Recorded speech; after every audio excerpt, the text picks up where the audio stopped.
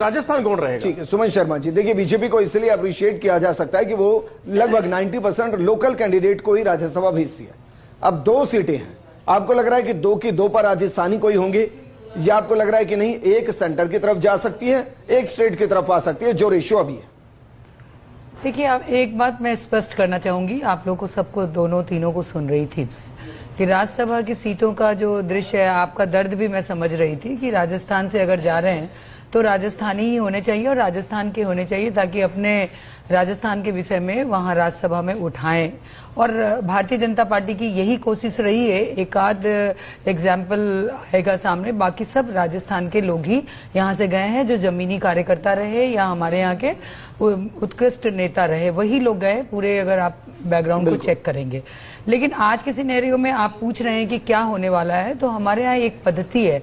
मैं ब्रिजेंद्र आपको बताऊं कि हमारे यहाँ पहले कोर कमेटी बैठती है, कोर कमेटी 3 नाम निर्धारित करती है, वो फिर हम सेंट्रल में भेजते हैं, वहां से ये सारी चीजों का चयन होकर फिर फाइनलाइज होता है। नवनीत बिट्टू का नाम यहाँ से कोर कमेटी ने भेजा? नहीं, वो मैंने आपको एक एग्जाम्पल बतौर बताया कि जब ये तय हो जाता है कि भाई किसी को लाना है, तो वो या तो ऊपर से दिल्ली से इधर बता दिया जाता है कि भाई दिल्ली से जब कोई आएगा तो ये भी तय होता है वो दिल्ली से बताया जाए या राजस्थान के यहाँ की, लेकिन एक प्रक्रिया जो हमारे यहाँ की है वो मैंने आपके सामने रखी।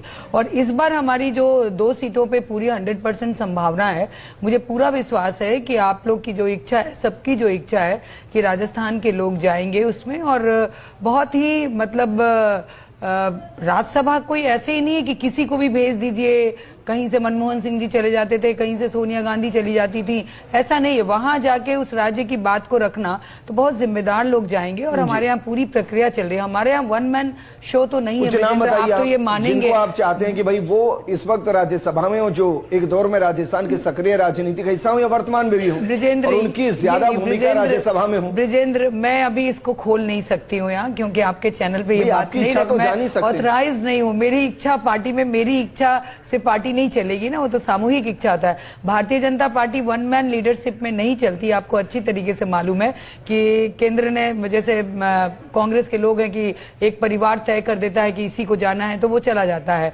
सामान्य कार्यकर्ता का कोई वैल्यू नहीं रहता, और हम बहुत आगे से देखते आ रहे हैं। हमारे यहाँ तो सामूहिक निर्णय होता है, सामूहिकता के साथ निर्णय होगा, चाहे कोई भी आए। बिल्कुल सामूहिक विधायकों ने चुना था उनको, विधायकों ने चुना था, उनका चुनना इतना सफल रहा कि राज्य को एक ऐसा मुख्यमंत्री मिला जो राजस्थान को इतने अच्छे से चला रहा है। एक सामान्य कार्यकर्ता जो हमारे आपके जैसा था, वो राज्य का मुख्यमंत्री बना। एक गरीब का बच्चा, एक किसान पुत्र जिसको कहिए, वो बना और सामान्य प्रक्रिया से बना। आपके यहाँ तो पंजाब की, मैं बता रही हूँ, नवजोत सिंह सिद्धू की पत्नी जो है, आपकी जनप्रतिनिधि हैं, उन्होंने कहा कि हमारे यहाँ कांग्रेस में तो वही राज्यसभा जाता है जो कितनी बड़ी अटैची देता है। अटैची का खेल ये आपके यहाँ चलता है राज्यसभा में, चाहे राज्य के मुख्यमंत्री के लिए।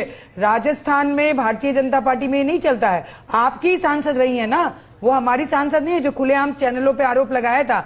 आपको याद है ना नवजोत सिंह जी सिद्धू की पत्नी का, जिनके सांसदगिरी आप लोगों ने बहुत सारे क्वेश्चन भी लगाए थे। इतना मोटा अटैची होगा वही मुख्यमंत्री बनेगा, ये हमारे यहाँ नहीं होता है। हमारे यहाँ तिवारी जी नहीं होता है, आप यहाँ आप ही के लोग कहते हैं, हम लोग नहीं कहते हैं, हम लोगों ने नहीं कहा, ये आपके लोगों ने ही आरोप लगाया।